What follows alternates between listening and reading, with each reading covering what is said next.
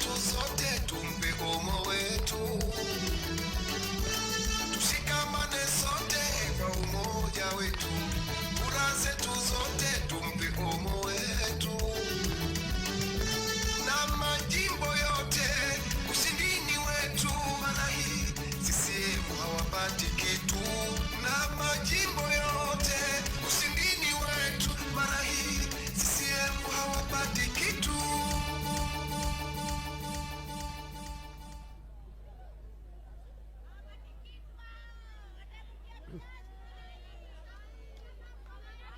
ACT Wazalendo, nataka uwanja uvume.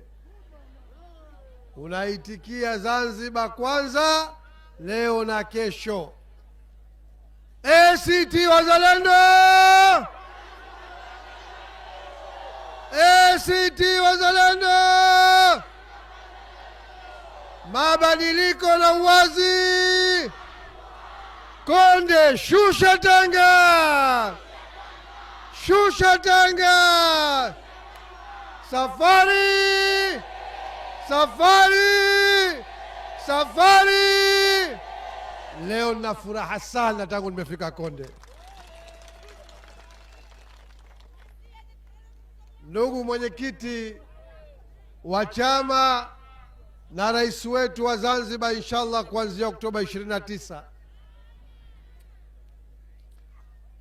Ndugu viongozi wengine mbalimbali mlioko hapa, itifaki nimeizingatia, isipokuwa kwa heshima ya pekee naomba nimtambue mtu mmoja tu, Mama Awena Sinan, ambaye anamwakilisha mzee wetu kila tukimwona. Pigeni makofi kwa wingi Mama Awena. Aya, piga makofi wanangu, piga makofi. Piga makofi sijasikia, piga makofi. Piga makofi kwa ACT, piga makofi. Ndugu wanachama wenzangu na Wazanzibari, assalamu alaikum. Na mimi niungane na waliotangulia kumshukuru Mwenyezi Mungu Azza wa Jal, ambaye alasiri hii katujalia tumekutana hapa tukiwa na furaha, wazima wa afya. Tunasema alhamdulillahi rabbil alamin. Sala na salamu zende kwa mtukufu wa daraja, mbora wa viumbe, kiongozi wa umma, mtume wetu Muhammad sallallahu alayhi wa alihi wasallam. Ndugu zangu, mimi nimefurahi sana mpaka nimeemewa sijui cha kusema leo. Mnajua kwa nini nimefurahi? Kwa sababu mahudhurio yenu leo ni salamu tosha kwamba bwa mdogo hana chake Pemba.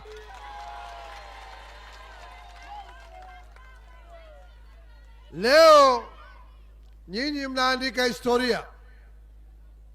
Nataka mnisikize vizuri sana. Naibu Katibu Mkuu Mheshimiwa Omar al-Shehe kakwambieni, tumezindua kampeni Pemba, tukazindua kampeni Unguja. Leo mgombea wetu ameanza kampeni ya jimbo kwa jimbo katika majimbo yote 50.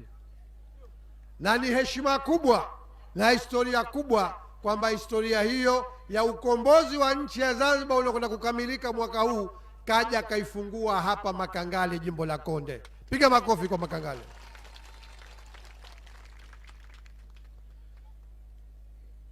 Tunawashukuru sana sana kwa kuacha yenu kuja kuonesha kwamba Pemba ni ile ile. Kwa sababu mnajua kitu gani? Hawa wana propaganda zao walikuwa wakiziamini sana, ziliyeyuka kutokea siku ile ya mapokezi tulipompokea Omo na Mpina baada ya kupitishwa na mkutano mkuu. Walikuwa wakidanganyana hawa kwamba vuguvugu hili baada ya kufa mzee wetu almarhum Maalim Seif, Mwenyezi Mungu amlaze pema, kwamba Pemba imekwisha, Unguja imekwisha, Zanzibar nzima imekwisha. Lakini siku ya mapokezi mkawaonesha kwamba Pemba ni ile ile aliyoipandia mbegu Maalim Seif. Imehama kwa Maalim Seif, imehamia kwa Othman Masoud Othman, kijana wake aliyemtengeneza mwenyewe. Kwa hivyo tunawashukuru sana ndugu zangu, na nitumie fursa hii kama mwenyekiti wa timu yetu ya ushindi ya chama kukuombeni kuanzia leo. Awamu hii tuna mikutano minne hapa. Leo tuko Makangale, kesho inshallah tutakuwa kambini Mchanga Mdogo katika jimbo la Kojani, kesho kutwa tukijaliwa tuko uwanja wa Ng'ombeni mkoani, na mwisho Ijumaa tutamalizia Ndagoni jimbo la Ziwani katika eneo la Chake Chake, kwa maana wilaya ya Chake Chake.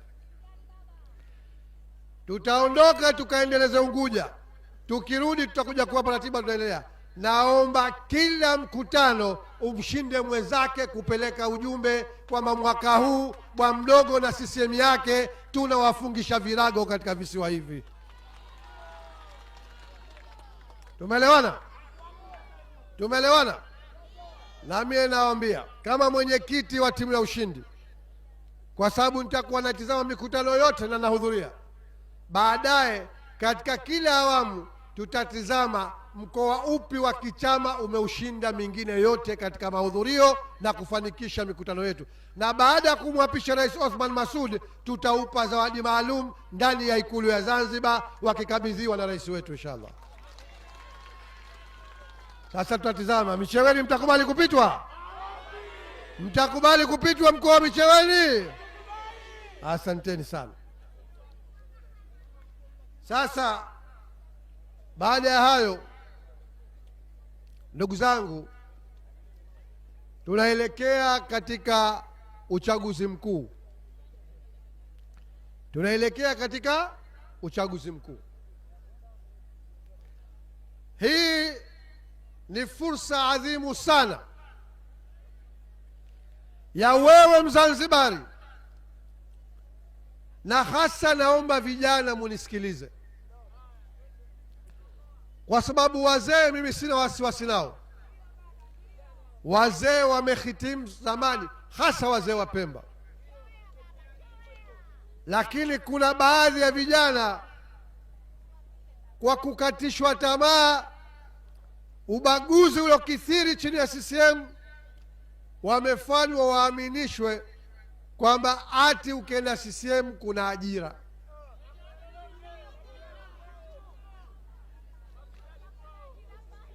Sasa mimi jana, kama alivyosema Omar, nimecheka sana,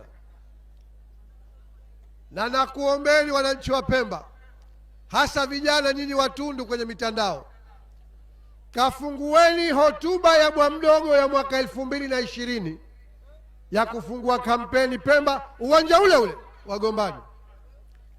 Halafu fungueni tena hotuba ya bwa mdogo ya jana, uwanja ule wa Gombani. Muje mnambie kuna tofauti ipi? Aloyaahidi 2020 kaja kuyaahidi tena 2025. Maana yake nini? Kwamba miaka mitano yote hakufanya kitu kwa Pemba. Kilichofanyika ni miradi ya kifisadi ya kujaza matumbo yao ya ujenzi hapo, kwa sababu kuna ulaji wao. Lakini wewe 2020 ulikuja ukajigamba kwamba unakuja kuifungua Pemba. Jana anatuambia tena anakuja kuifungua Pemba. Sasa Pemba hii kila siku inafungika, na kama inafungika kaifunga nani? Nikuulizeni, na vijana nyinyi mjiulizeni, kwani tangu 1977 kila tawala chama gani Zanzibar? CCM. Sasa mkisema mnataka kuifungua Pemba, aliifunga nani? Ilikuwa ikitawala ACT Wazalendo. Lakini yeye alikuwa akiwananga viongozi waliomtangulia. wote hawana maana viongozi wa CCM, yeye ndo bora. Akasema ataifungua Pemba. Miaka 5 imekwisha, bado anakuja kuzungumza kuifungua Pemba.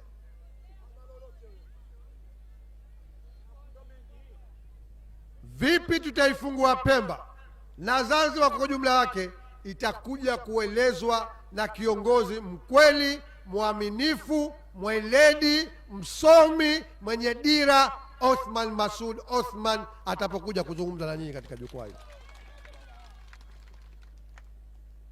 Mimi nataka nizungumze leo moja tu, ili nimpe muda wa kutosha mgombea. Mnakumbuka tulipofanya mapokezi Unguja na Pemba ya wagombea wetu, niliahidi kwamba kila siku moja ya kampeni nitauanika ufisadi mmoja wa serikali ya bwana mdogo. Muone kiasi gani mtu huyu kaifisidi nchi, akatutumbukiza katika lindi la umaskini na ufukara linashuhudiwa katika kila nyumba ya mwananchi Unguja na Pemba. Sasa leo naanza la kwanza hapa Makangale, jimbo la Konde, inshallah. Ndugu zangu, niliwahi kukwambieni kwamba huwezi kuifungua Pemba bila ya kuiunganisha Pemba na ulimwengu wa kimataifa. Njia ya kuifungua Pemba ni kuwa na uwanja wa ndege wa kimataifa Pemba, ndege za duniani ziwe zinatua moja kwa moja Pemba, ndege za abiria, ndege za mizigo. Njia ya kuifungua Pemba ni kuwa na bandari kubwa ya kisasa kibiashara, meli za makontena zisipite Unguja, zije moja kwa moja Pemba, ziteremshe makontena Pemba, bidhaa ziwe rahisi kama zilivyo rahisi katika nchi nyingine. Sio kumkamua mwananchi wa Pemba kwamba ukateremshe mzigo Unguja, mfanya biashara atafute tena gharama asa alete Pemba, halafu gharama zile za usafiri wa meli na wagari baada kutoka bandarini hapa zote ateremshiwe mlaji mwananchi maskini wa Pemba. Leo mnashuhudia chakula Pemba ghali kuliko Unguja,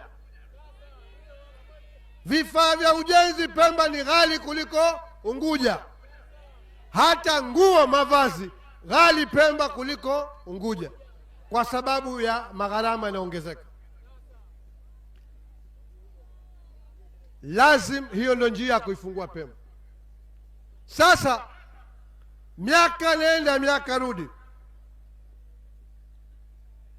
tulikuwa tunazungumzia swala ambalo bado hoja yetu ni halali, kwamba pamoja na mikopo ya nje katika katiba ya muungano kufanywa ni swala la muungano, Zanzibar ilikuwa ina haki ya kukopa kwa dhamana ya serikali ya muungano, ijapokuwa haipaswi kwa hivyo kama ni nchi yenye mamlaka kamili. Hayo atakuja kuyafafanua mgombea wetu.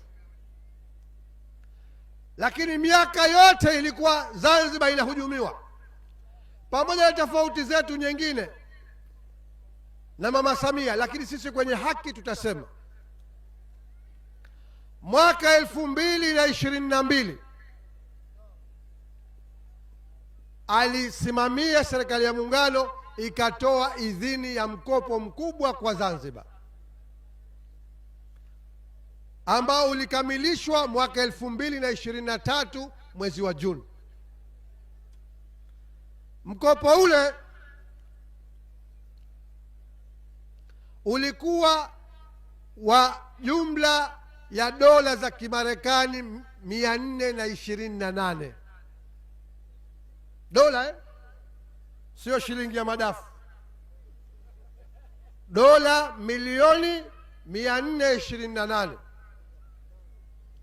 sawa sawa na shilingi trilioni 1.01 za Tanzania. Trilioni.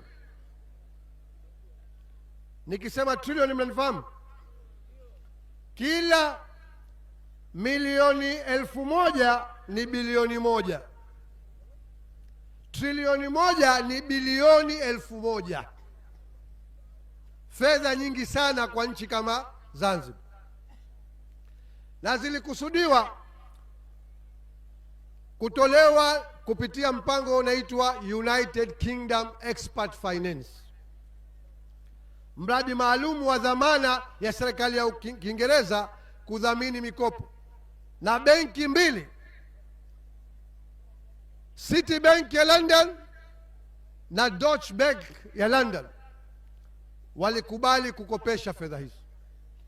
Fedha hizi zilikusudiwa ziibadilishe Pemba, sababu katika mradi mkubwa sana ilikuwa ni utanuzi na ujenzi wa uwanja mpya wa ndege Pemba, lakini pia zilikuwa zijenge barabara mpya kutoka Chake Chake mpaka Mkoani,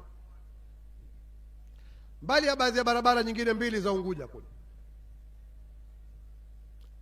Mradi Rais Samia aliusimamia, lakini tangu umetiwa saini Juni 2023, leo tuko Septemba 2025, zaidi ya miaka miwili, umeshindwa kutekelezwa. Unajua kwa nini?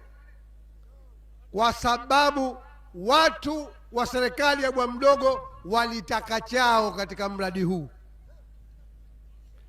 na wenzetu katika nchi za nje, ukishaingiza ufisadi, kwa sababu kwao kuna uwajibikaji wa hali ya juu, hawawezi kuidhinisha kitu hicho. Mradi ule bwa mdogo kaukwamisha kwa miaka miwili, na leo Pemba imefungika kwa sababu ya ufisadi wa serikali yake.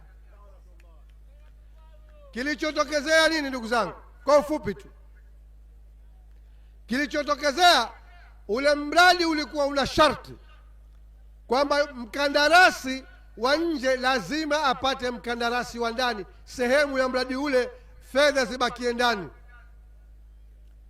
Kuna kampuni inaitwa Propav ya Brazil, ikatakiwa imtafute mkandarasi wa ndani. Mkandarasi wa ndani alikuwa Meko, lakini kimetokezea nini? Hata kama watakanusha mpaka wapasuke, tuna ushahidi wa nyaraka katika hili. Propav akaitwa, akaambiwa amtoe Meko, amchukue mkandarasi aliotakiwa na serikali ya bwa mdogo, watu wapate chao.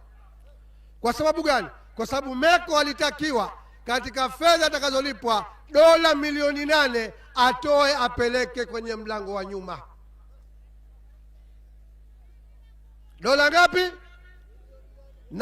Na mshenge wa hayo alikuwa ndugu mtu,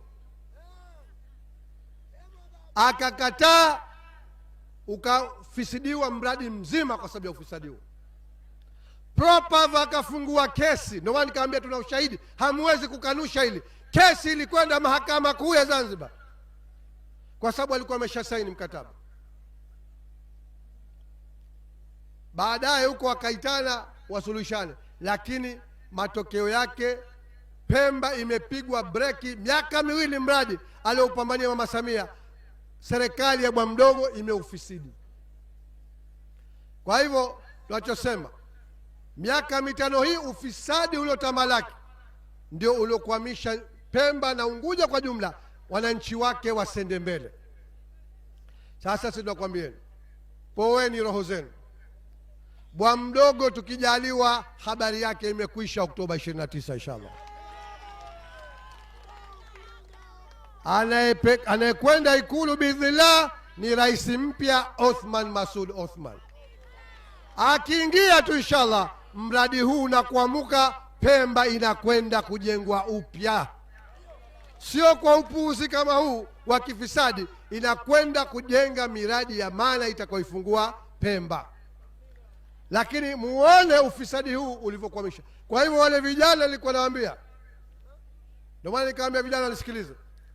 Wewe unapokwenda ukalaghaiwa na shilingi 10,000 ukaambiwa kwamba kuna ajira, Ajira iko wapi? Hawana wao ajira, watoto wao watakupa wewe? Nyie mnakaa na CCM mitaani hapa, watoto wao wana ajira? Ajira zikitoka wanapeana wao na jamaa zao wa kutoka nje ya Zanzibar. Na hili mmelishuhudia 2020, nikwambia ndo anaahidi yale yale. Aliahidi ajira 300,000, mmeziona? Aliahidi ajira 300,000 ndani ya miaka mitano. Miaka mitano imekwisha, mmeona tajiri 3,000 kupemba nyinyi? Badala yake anakuja tena, nadhani Wazanzibari wapumbavu, anasema atatengeneza ajira 3,500,000. Zile 300,000 za mwanzo ziko wapi ulizoahidi Wazanzibari? Bwa mdogo, wewe huna uwezo wa kubadilisha maisha ya watu, kwa sababu wewe huna uchungu na Wazanzibari. Wewe kwako Zanzibar ulifanya mlango wa duka uje kujitajirisha wewe na familia yako na masaiba zako. Oktoba 29 tunakupigisha stopu, utarudi ulikotoka. Serikali tunamkabidhi Othman Masoud Othman. Wananchi wa Pemba, mko tayari kumpa kura Othman Masoud? Mko tayari kumstaafisha fisadi na ufisadi wake? Mnautaka ufisadi huu uendelee? Wale ambao watampa kura Othman Masoud kuwa rais wetu, mkono juu. Mkono juu, teremsha mkono. Wale watakaompa kura bwa mdogo, mkono juu. Watakaompa kura bwa mdogo, mkono juu. Hakuna, hakuna. Mheshimiwa Othman, rais wetu mpya, njoo uzungumze na wananchi wako wa hapa Konde.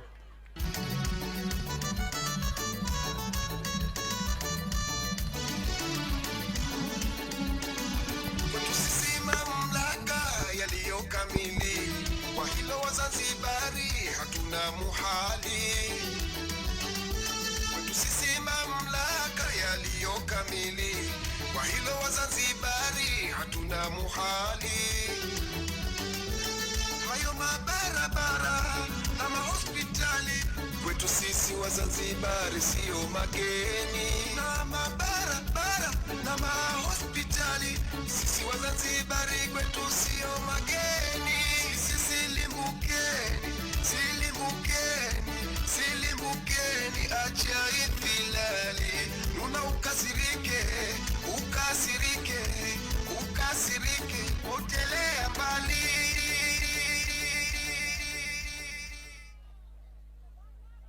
Konde raha kweli kweli, eh? Raha si raha. Wakonde mupo, wa Micheweni tupo, siti wazalendo, shusha Tanga, safari, safari, mimi na Zanzibar, Zanzibar na mimi. Maneno kama hayo wamesikia bwana? Ndugu makamu mwenyekiti wa chama chetu, ndugu mwenyekiti wa chama chetu mkoa wa Micheweni ambaye ndiye mwenyeji wetu, ndugu naibu katibu mkuu, ndugu wenye viti wa mikoa mbalimbali, ndugu viongozi, wajumbe wa kamati kuu, ndugu wagombea, bila kumsahau mama yetu mlezi wetu Mama Awena, ndugu viongozi, ndugu wanachama wenzangu, wananchi kwa jumla, mabibi na mabwana, asalamu alaikum. Habari ya jioni. Kwanza niungane na nyinyi kumshukuru Mwenyezi Mungu, alhamdulillah, kwa fadhila ya uzima aliyotupa, na leo hata asiyokuwa na macho akitatasa anaona yaliyopo Makangale. La pili, naomba kwa dhati kabisa niwashukuru ndugu zangu, niwashukuru kwa imani yenu kushiriki katika mchakato wetu wa kupata wagombea mpaka tukapata wagombea, na mimi mkanipa imani leo nije niwatumikie. Nawashukuru sana kwa hilo. Ndugu zangu, tumeanza safari. Mmeona tumevuka vikwazo, tumevuka vijingi. Wenzangu wamesema kwamba mpika sumu yuko ICU na alipikiwa sumu yupo jukwani, mnamuona au vipi? Hizo ndio kadara za Mwenyezi Mungu mnapokuwa mnatafuta haki na mmeshikamana na dhamira zenu ni za dhati kabisa. Leo mimi mmenifurahisha sana. Mmenifurahisha niwaambie kwa sababu moja. Sijawahi kuhudhuria mkutano wowote ambao vijana wamehudhuria kwa wingi kuliko mkutano wa leo. Aya, piga makofi wanangu, piga makofi.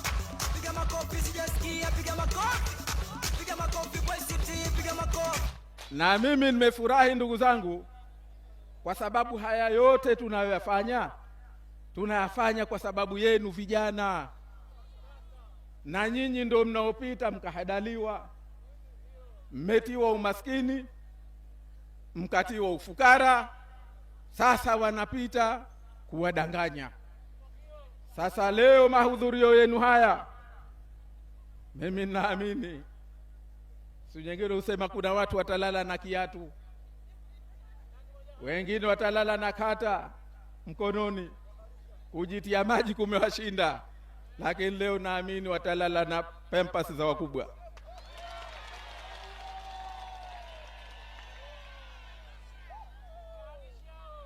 Leo mmepeleka ujumbe, na mimi nataka niseme ujumbe mmoja, hala. Maana hawa mabingwa wa hadaa, ndugu zangu, kuna paka mmoja anatembea na tasbihi ya dagaa. Una paka shume mmoja anatembea na nini? Na tasbihi ya dagaa. Anapita akiwaambia, nataka maridhiano, nitawaunganisha wa Zanzibar, nitaifungua Pemba. Leo hii ndio utaifungua Pemba. Tawapa ajira. Leo hii ndio utaifungua Pemba. Leo hii ndio unataka maridhiano. Hii tunahitaje? Tasbihi ya dagaa. Lakini mwambieni vipi? Hatuhadaiki. Hiyo tunaijua au vipi vijana? Tunaijua hiyo. Hiyo tunaijua. Au vipi? Huku jamaa hamuijui nyie. Tunaijua. Nawashukuru sana kwa hilo. Ndugu zangu, mimi niwaulize hasa vijana. Hivi nyie mna nchi nyingine? Hii si ndio nchi yenu? Naam. Hii ndio mali, ndio rasilimali aliyotuachia Mwenyezi Mungu, si ndivyo? Inavyoendeshwa nyinyi mnaridhika? Hamridhiki? Sasa kazi yetu, na mimi nalowaomba nyinyi vijana, nalowaomba ndugu zangu wa Pemba, maana kila burungutu huletwa huku na wako wenzetu wengine wanachukuliwa bwana. Wakati mwingine kama walivyofanya 2020 wameuliwa ndugu zetu 21. Tukaachiwa wenye ulemavu wa kudumu 18. Tukaachiwa yatima 38 na vizuka 14. Hapa Konde kuna mwenzetu mmoja aliuliwa, kaacha vizuka 2 na yatima 18, mtu mmoja. Lakini leo wanakuja, utaona eti kuna ndugu zetu wanasema sisi tunakwenda kuunga juhudi, sisi tunakwenda kushirikiana na. Jamani, unakwenda kujichukulisha dhima. Watu walioua, watu waliohujumu na hakuna juhudi yoyote waliofanya kurejesha, angalau kusikitika kwamba jamani kuna watu walikufa. Mliwahi kuwasikia nyinyi wakipita angalau kutoa pole? Mliwahi kuna wengine wakasema hata hakuna mtu aliyekufa? Hamkumsikia? Kuna bwana mmoja wa Kiwani kule alisema hakuna mtu aliyokufa. Alisema yeye kwamba hajui kama kuna mtu alikufa. Na leo anarudi tena, anasema mie ndugu yenu, nipeni uwakilishi. Hii ndugu zangu ndio naambia hala. Tunalolitafuta jambo gani? Sisi juhudi zetu tunalolitafuta jambo gani? La kwanza ndugu zangu, tunachosema, na hili naomba tuwe pamoja, hili tutanabahi. Mwenyezi Mungu katuletea, katuonesha. Sasa kama hatuoni, kosa litakuwa la kwetu. Unapoona mtawala anafanya mambo mpaka yanapita kikomo, msifikiri kwamba Mwenyezi Mungu hamuoni.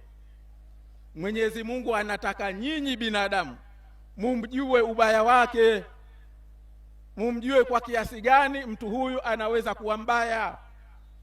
Ndio maana Firauni akaachiwa aliyofanya, na wabaya wengine wakaachiwa. Si kwamba Mwenyezi Mungu alikuwa hawezi kuwaondoa, lakini alitaka tujue ubaya wao. Na hawa wamefanya waliofanya. 2020 wakafanyaje? Wakatia maji maziwani. Walifanyaje?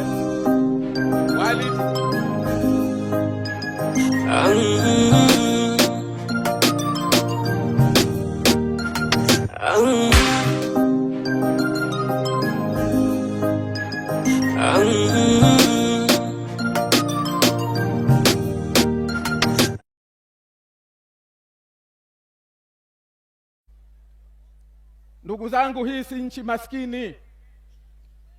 Katika wilaya tajiri ni wilaya ya Micheweni, kwa sababu Mwenyezi Mungu kaipa ardhi yenye rutuba. Mwenyezi Mungu kaipa bahari yenye samaki na mazao mengine ya baharini. Kaipa ardhi ambayo unapata misitu. Leo hapa Makangale ndio kituo kikubwa cha uzalishaji wa chakula kwa Pemba. Kweli si kweli? Viazi vyote Pemba si vinatoka Makangale? Nazi si zinatoka Makangale? Muhogo si unatoka Makangale? Lakini Micheweni leo unaambiwa ndio tunaongoza kwa utapiamlo. Naam, hizi ni ripoti za serikali, sio zangu. Tunachosema, linalotudhuru nini? Linalotudhuru kuwa na uongozi wa kifisadi. Kuwa na uongozi wa kifisadi. Unakuwaje wewe katika nchi? Mnampata kiongozi mkuu wa nchi, mnampata katika nchi uraisi unaibiwa. Sasa uraisi ukisha kuibiwa kutabakia nini tena? Mmepata kusikia wapi nyie? Jamani, tunafahamiana. Lakini haiwezekani katika nchi mkapata viongozi kwa njia za wizi, mkapata viongozi kwa njia za kifisadi, mkapata viongozi ambao wametumia mabavu kuingia madarakani, mkapata viongozi kwa njia ya ghilba, halafu mkajidanganya kwamba hawa wanakuja kuwatumikia nyinyi. Hawa wanalao, hawana wewe. Na ndio tunayoyaona. Wewe unakufa njaa, unalia njaa, huna ajira, anakwambia mimi nimejenga ghorofa. Ghorofa ya Makame Nuhusi labda. Ghorofa nani? Makame Nuhusi. Kwa sababu Makame Nuhusi alikwenda kugombea akasema yeye ghorofa zote zile atazigeuza kwa boflo. Na bahari itakuwa supu. Sasa na sisi tusiletewe hadithi ya Makame Nuhusi. Hawa watu wakikwambia wanajenga na mfuko yao. Haya aliyosema makamu mwenyekiti hapa, mbali tu ya kwamba kukwamisha mradi, lakini tunazo taarifa jinsi walivyoitia hasara serikali ya muungano, kwa sababu serikali ya muungano kila mwezi inalipa adhabu ya pesa zile kutokutumika, inaitwa commitment fees, na sasa hivi zishakuwa pesa nyingi sana. Watu hawa walioletewa pesa kwa maendeleo ya kwamba wao wajisifie, lakini wameona kwanza ngoja nikwapue nitie cha kwangu mfukoni, kama jina la chama chao kinavyosema, chukua chako. Na watu ndio mtindo wao. Kwa hivyo ndugu zangu, tunalosema la kwanza, ahadi yetu, naomba hili tushirikiane. Ahadi yetu ya kwanza ni kuirudisha nchi hii mikononi mwenu wananchi. Ahadi yetu ni kuirudisha nchi hii mikononi mwenu.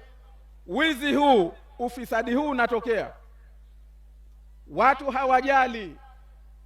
Unachukua mabilioni ya shilingi ukasema unakwenda kujenga soko, lakini wewe mwananchi mwenyewe hawezi kwenda kukinunua kilichoko sokoni.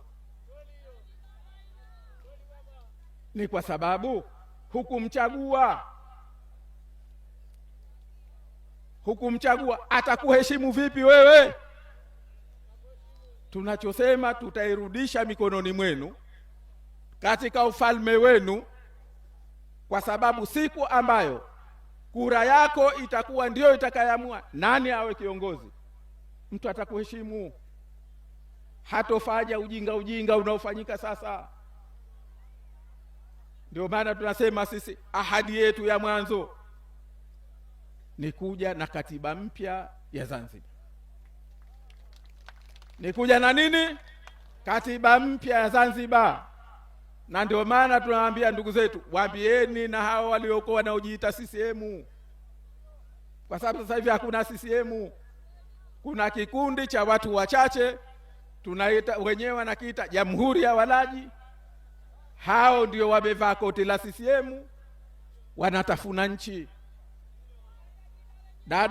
Dawa yao moja, na tunayo dawa yao, ni kuirudisha nchi hii mikononi mwenu. Katiba mpya moja itakaloweka ni tume huru ya uchaguzi, kila mwananchi apate haki yake, kila mwananchi apate utambulisho wake, aweze kupiga kura. Atakayewazingua na nyie mtamzingua siku ikifika.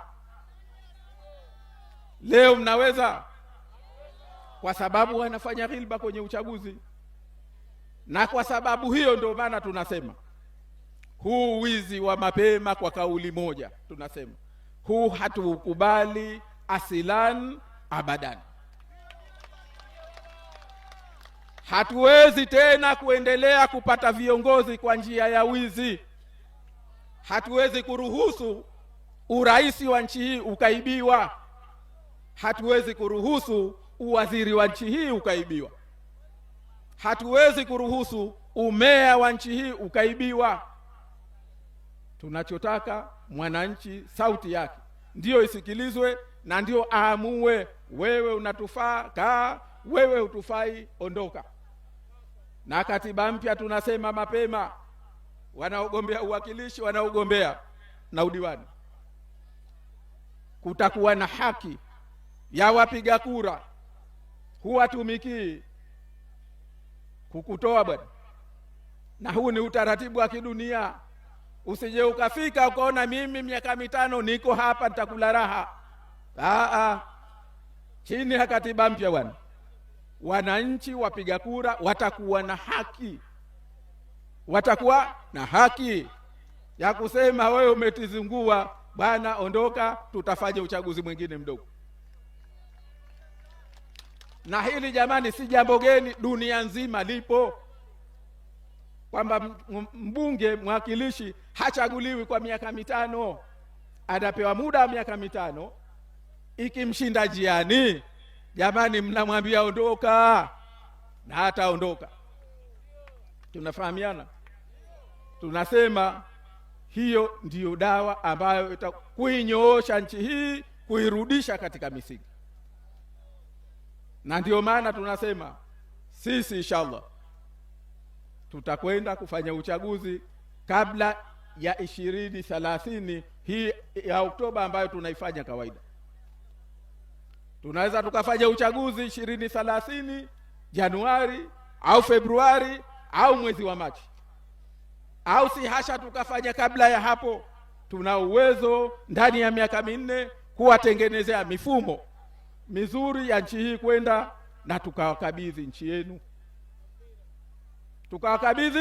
nchi yenu vijana, mkashindana kwa hoja, na sisi Mungu atuweke tuwasimamie, mshindane kwa salama, mshindane kwa amani, mshindane kwa mshikamano, mshindane kwa hoja.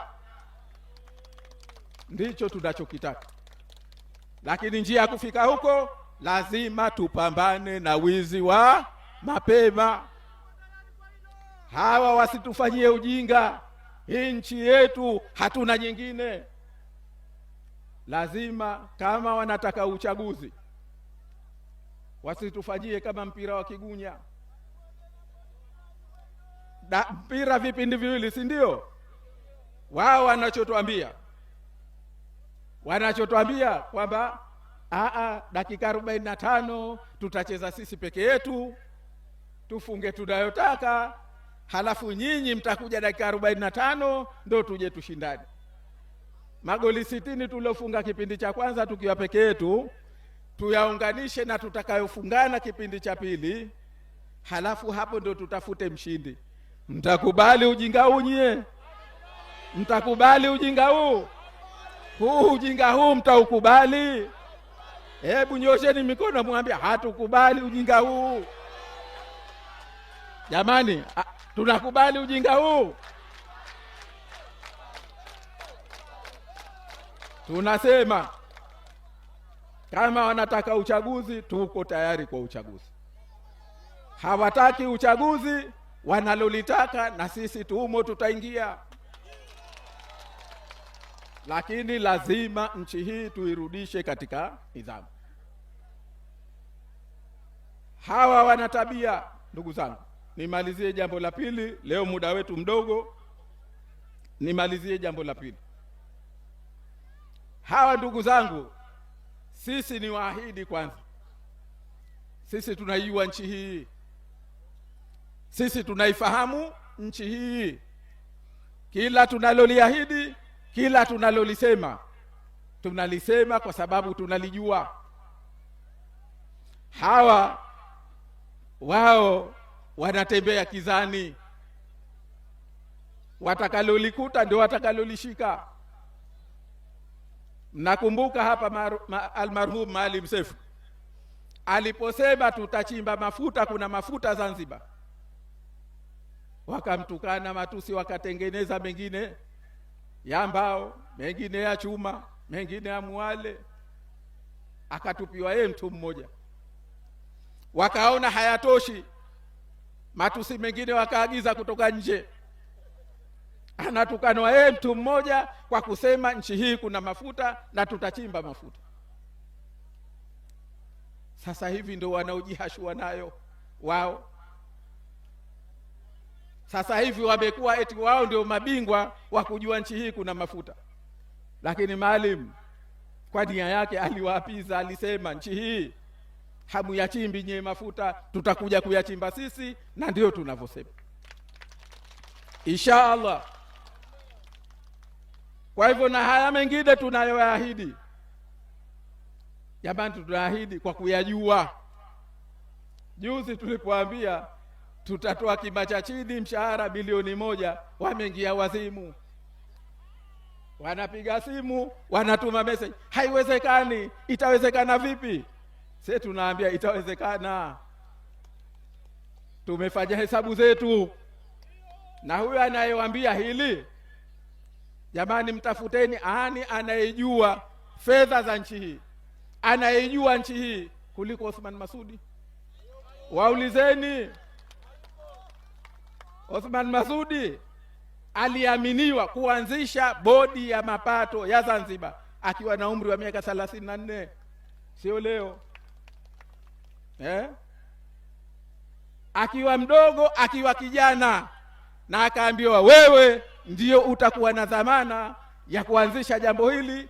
Akaiongoza bodi ile miaka 6. Akaongoza kwa miaka mingapi? Miaka 6. Unaambie mimi sijui mambo ya fedha ya nchi hii? Atajua mpita njia? Eti atajua mpita njia? Mimi nimetumikia kwenye tume ya pamoja ya fedha ya muungano kwa muda wa miaka 10.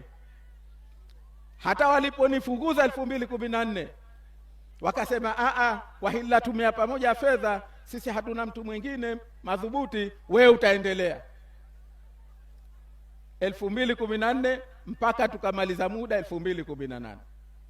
Nawaambia haya mengine hatuwabii, yamo mfukoni, ni mao yetu ya mfukoni. Tunachowaambia tu, tunachokisema tunakisema kwa kukijua, kwa sababu tunaijua nchi hii. Sisi si wapita njia, sisi si wakuchovya, ni wana wa nchi, tuliotumwa na nchi, tuliofundishwa na nchi. Ndio maana tunawaambia ndugu zangu, sisi msingi wa sera zetu ni kuwawezesha. Sisi msingi wa sera zetu ni watu, sio vitu. Sisi hatutokuja kujisifia kwa ghorofa ya wizi, kwa ghorofa ya kukopa. Sisi tutakuja kujisifia, tumekutoa wapi kijana, tumekupeleka wapi. Tutakuja kujisifia, tumemwezesha leo fundi seramala wa kawaida, anayechonga mlango, anayechonga na vitanda, tumemfikisha pahala ana uwezo wa kuuza, wa kutengeneza furniture, akauza serikalini, akauza kwenye mahoteli, akauza kwenye biashara nyingine. Ulimwengu wa leo ndugu zangu ni mashine tu, si wapatasi tena. Huu si ulimwengu tena wapatasi, huu ulimwengu wa mashine. Ukimpa mashine fundi saramala leo, atakutolea furniture, kwa sababu tuna watu ambao wana kipaji. Ataweza kuuza popote duniani, hata nje ya nchi. Sisi hilo insha Allah, na tuna app kwamba tutakuja kuliwezesha, na mtaona mafundi wetu walivyotoka walipo leo na watakapofika, kwa kuwafikisha, kwa kutumia fedha zao kuwawezesha. Tutakwenda kuwezesha mvuvi ende akavue kweli, na avue kwa taratibu za kisasa. Toka samaki anamkamata, amtengeneze vipi, amweke vipi, akija aje amtengeneze vipi kwa mashine za kisasa, na mpaka aweze kumuuza nje. Hayo mambo jamani, si mambo makubwa, haya ni mambo yanayowezekana. Na kwa taarifa yenu nawaambia haya kwa sababu tumeshaanza kuzungumza na baadhi ya makampuni ambayo yatakuja kutoa huduma hii, kwa sababu tunajua Wazanzibari inshallah Oktoba hawa tunakwenda kuwafikisha mwisho, tuwarudishie nchi yao, nchi hii iwe na neema, tuwaneemeshe watu wa nchi hii.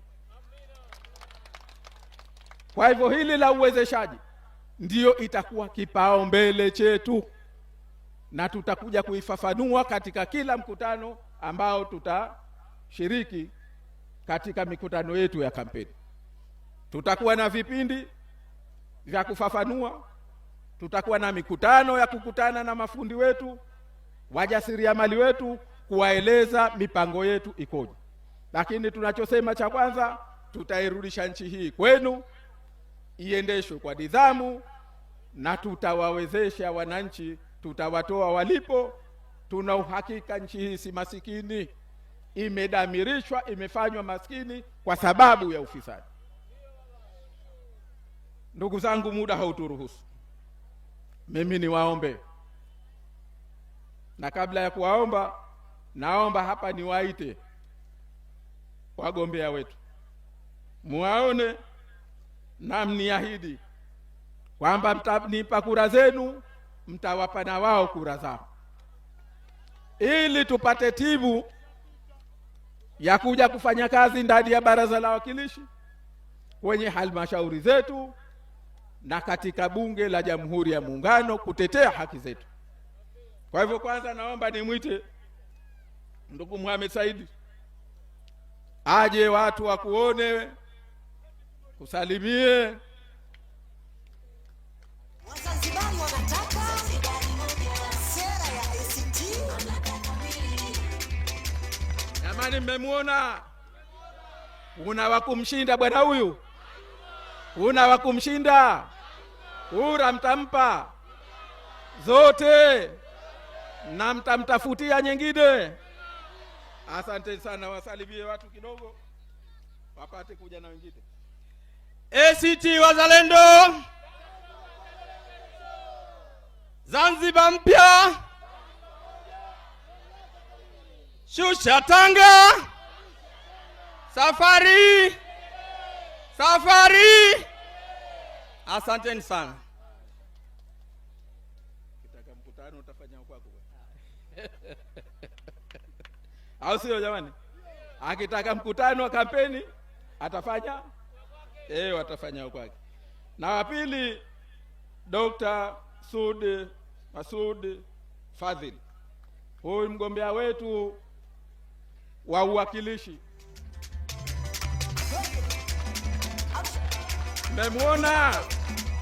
Mmemuona? Kura mtamuombea, kura mtampa. Wasalimie.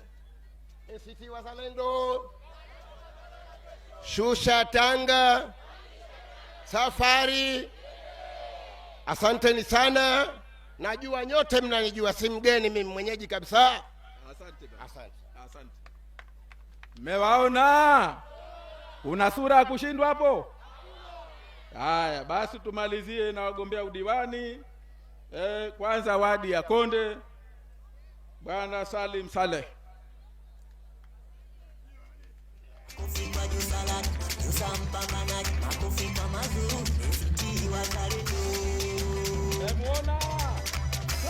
Mmemuona huko? Tumemuona. Kura mtampatia, mtamuombea. ACT Wazalendo, shusha tanga, safari. Asanteni vijana. Asante. Na mwisho tunamalizia na mgombea udiwani wa jimbo wa wadi ya Bakangale, Sheikh Hamis Ali Hamadi. Piga makofi, sijasikia. Piga makofi kwa ACT, piga makofi. Mmemuona Sheikh Hamisi? Mmemuona diwani wenu? Mmeliona jembe? Kura mtampatia, mtamuombea. Naomba zawadi hizi mnipe zote. Mtanipa? Asante, wasalimie. ACT Wazalendo, shusha tanga, safari safari. Konde, muko tayari kwa uchaguzi? Asanteni sana. ACT Wazalendo, tunaondoka hapa, tunasemaje? Huu ni mwaka wa kufanya nini? Mwaka wa kufanya nini? wizi wa mapema, ujinga. Tunairudisha nchi kwenu nyinyi wananchi, sawa sawa. Naomba kura zenu, Asanteni sana, nawashukuru sana.